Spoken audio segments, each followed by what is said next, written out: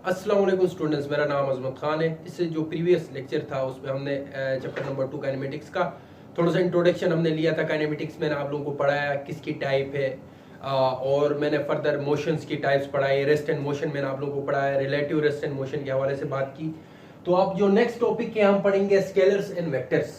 तो scalars and vectors हम start करते हैं। स्केलर किसे कहते हैं, वेक्टर किसे कहते हैं। तो चैप्टर 1 में आपने फिजिकल क्वांटिटीज पढ़ा था। फिजिकल क्वांटिटीज की ये टाइप से एक को कहते हैं वेक्टर क्वांटिटी, एक आती है स्केलर क्वांटिटी।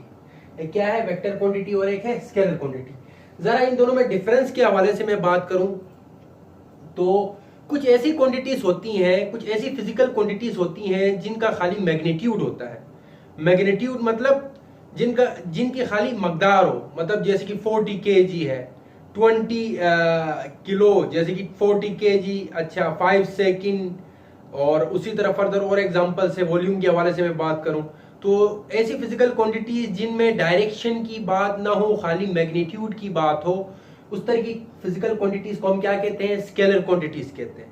और कुछ ऐसी फिजिकल क्वांटिटीज होती हैं जिनका मैग्नीट्यूड के साथ साथ डायरेक्शन भी बता रही होती है। ऐसी क्वांटिटीज जिनकी मैग्नीट्यूड भी हो एज वेल एज डायरेक्शन भी हो, उन फिजिकल क्वांटिटीज को हम क्या कहते हैं, वेक्टर क्वांटिटीज कहते हैं। जरा डेफिनेशन लिख दो। स्केलर क्वांटिटीज किन्हें कहते हैं, those physical quantities, those physical quantities having magnitude only.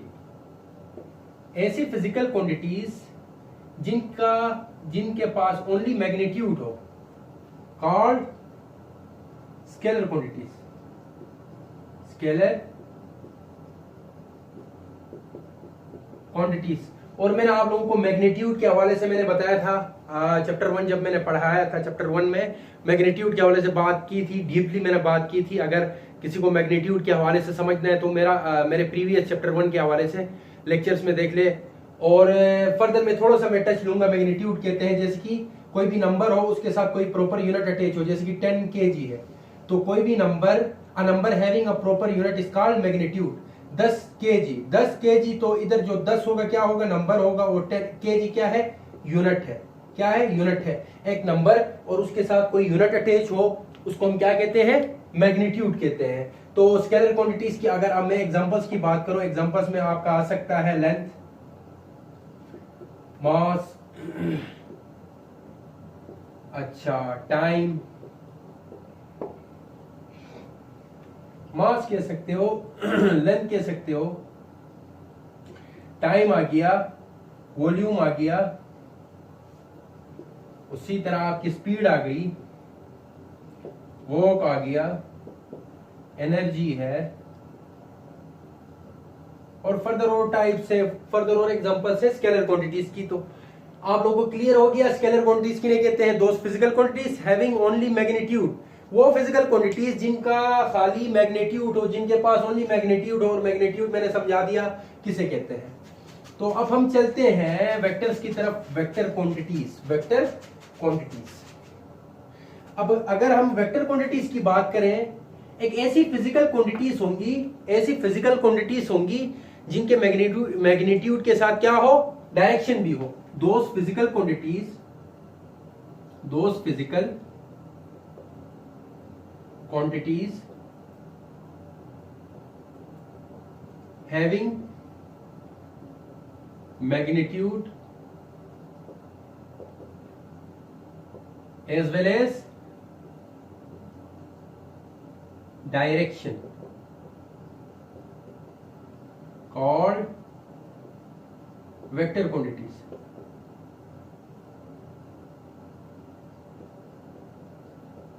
मतलब वो फिजिकल क्वांटिटीज जिनके मैग्नीट्यूड के साथ डायरेक्शन भी हो। फॉर एग्जांपल मैं अगर इनकी एग्जांपल्स दे दूं, एग्जांपल्स में आ सकता है आपका acceleration, velocity, momentum, displacement,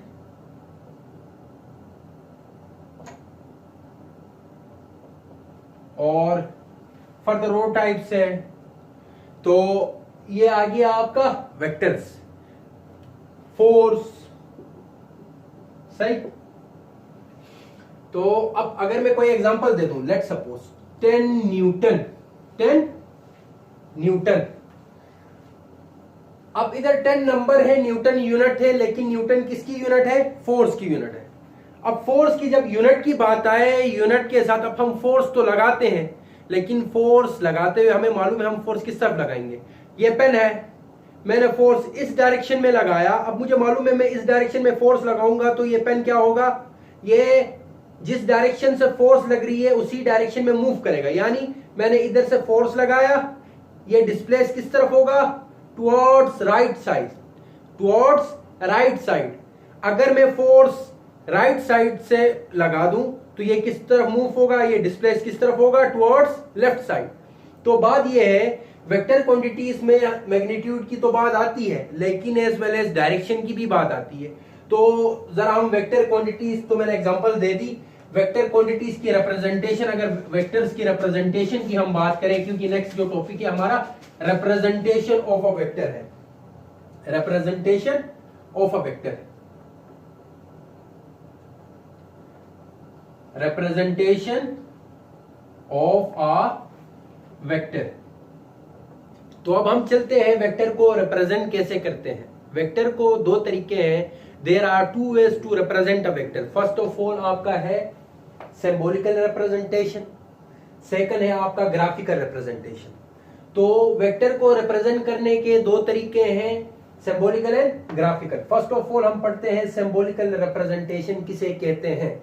symbolical, नाम से ही जाहिर हो रहा है कोई सिंबल हो, कोई सिंबल हो। जरा मैं समझा देता हूं, हम किसी भी वेक्टर को रिप्रेजेंट करते हैं, कोई सिंबल, लेट सपोज कोई सिंबल में ले लेता हूं n, या कोई a ले लेता हूं, या b ले लेता हूं, कोई भी आप ले सकते हो। उस सिंबल को जब आप लोगे, अगर आपके पेन में इंक ज्यादा है, अगर आपके पेन में इंक ज्यादा है, उसको या बोल्ड कर सकते हो। फर्स्ट ऑफ ऑल एक तरीका बोल्ड करके, उसको बोल्ड मतलब डबल, थोड़ा सा इसको शेड करो, बोल्ड करके आप रिप्रेजेंट कर सकते हो।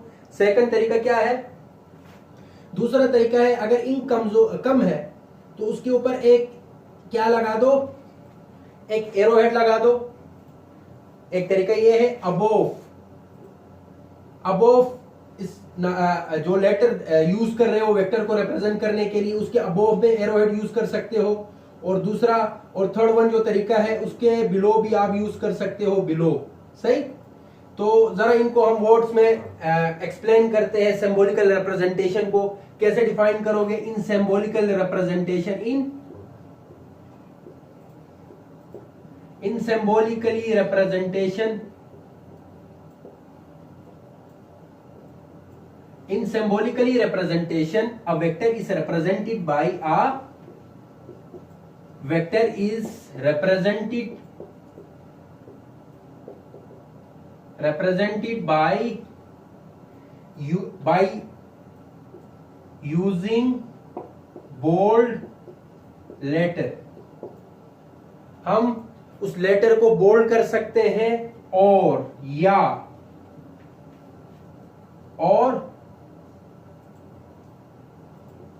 by using an arrowhead, or by using an arrowhead above, उस लेटर के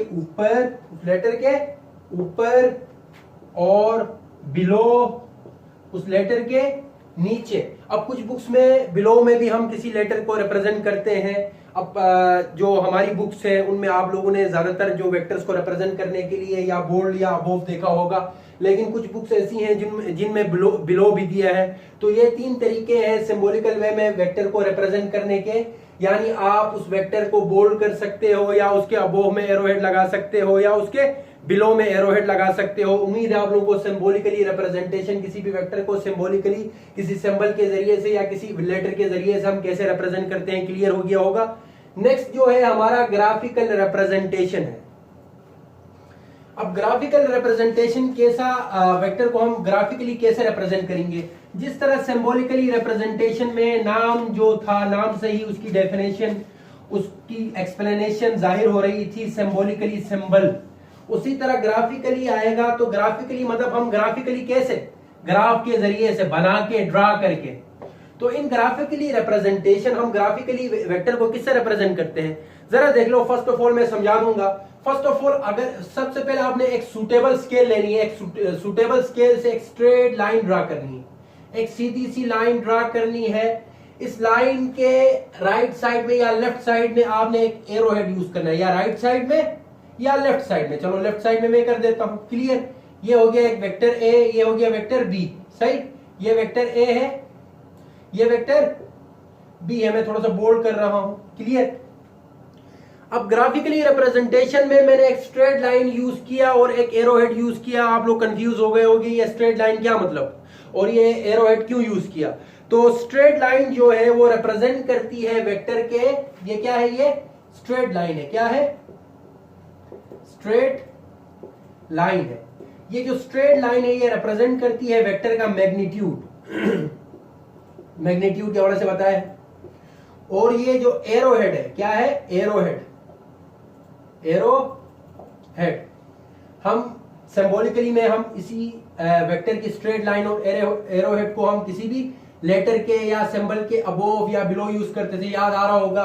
तो इसको अब आपने ग्राफिकली वे में बताना है कि ये स्ट्रेट लाइन मैग्नीट्यूड को शो करती है और एरो हेड डायरेक्शन बताती है। क्या बताती है, डायरेक्शन को बताती है कि ये वेक्टर की डायरेक्शन किस तरफ है, नॉर्थ की तरफ है, साउथ की तरफ है, ईस्ट की तरफ है या वेस्ट की तरफ है। आप लोगों को सवाल में दे सकते हैं, ड्रा वेक्टर। एक वेक्टर है आप लोगों के पास जो नॉर्थ साइड से साउथ साइड की तरफ है। तो अब आप लोगों को पोल्स भी मालूम होने चाहिए कि नॉर्थ पोल किस तरफ होता है, साउथ किस तरफ होता है, ईस्ट किस तरफ होता है और वेस्ट किस तरफ होता है। तो अब जरा हम उसको वर्डिंग में एक्सप्लेन करके लिखते हैं। जरा देख लो, ग्राफिकली रिप्रेजेंटेशन को हम वर्ड्स में एक्सप्लेन करते हैं। ग्राफिकल रिप्रेजेंटेशन में कैसे कहोगे, a vector is represented in graphically representation in graphically representation, in graphically representation a vector is represented, a vector is represented by a straight line and arrow head. अब बताओ कि straight line क्या represent करेगी, the straight line, the straight line represents its magnitude. Straight line क्या represent करती है, उस vector का मैग्नीट्यूड, उसकी मकदार। और जो एरो हेड है वाइल जबकि arrow head represents, arrow head represents its direction, vector की डायरेक्शन। तो ये जो तरीका हो गया, ग्राफिकल रिप्रेजेंटेशन हो गया। किसी भी वेक्टर को हम ग्राफिकली कैसे रिप्रेजेंट करते हैं, हम किसी भी वेक्टर को ग्राफिकली रिप्रेजेंट कैसे करते हैं, एक स्ट्रेट लाइन और एक एरो हेड के जरिए से। स्ट्रेट लाइन मैग्नीट्यूड और एरो हेड क्या शो करता है, उसकी डायरेक्शन। तो उम्मीद है आप लोगों को आज का जो लेक्चर था वेक्टर्स के हवाले से, वेक्टर किसे कहते हैं, स्केलर किसे कहते हैं और वेक्टर को हम कैसे रिप्रेजेंट करते हैं, दो तरीकों से, एक तरीका था सिंबॉलिकली, एक तरीका था ग्राफिकली, क्लियर हो गया होगा। तो मेरे चैनल को लाइक करें, शेयर करें, सब्सक्राइब करना ना भूलें। अब मुझे इजाजत दीजिए, अल्लाह हाफिज।